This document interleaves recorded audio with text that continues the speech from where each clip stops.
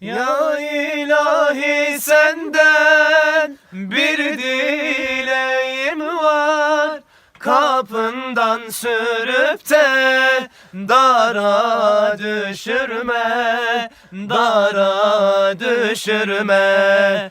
Öter bülbülleri ahu can kuşu, maksudu giryana hara düşürme.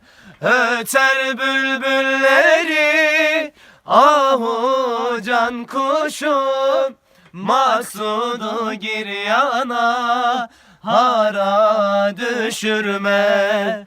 Hara düşürme, nara düşürme, nara düşürme Mevlam, yardan ayırma.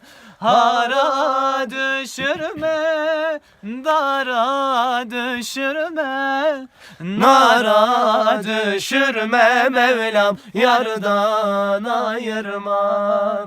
Cemalin nurudur aşığın canı, aşık feda etmiş ezelde kanı, ezelde kanı. Ey bu cümlükünde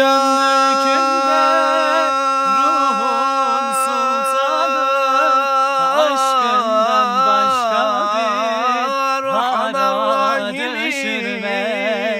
Öter bülbülleri ahu sen can kuşu, ya maksudu giryana hara bu düşürme, hikmet. hara düşürme, nara düşürme, nara düşürme Mevlam, yardan ayırma. Hara düşürme, dara düşürme, nara düşürme Mevlam, yardan ayırma.